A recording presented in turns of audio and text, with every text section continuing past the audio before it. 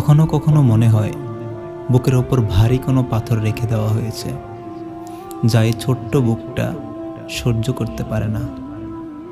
তখন আসমানের দিকে তাকিয়ে একটা দীর্ঘ শ্বাস ফেলতে হয়, কখনো বা চোখের জলও ফেলতে হয়।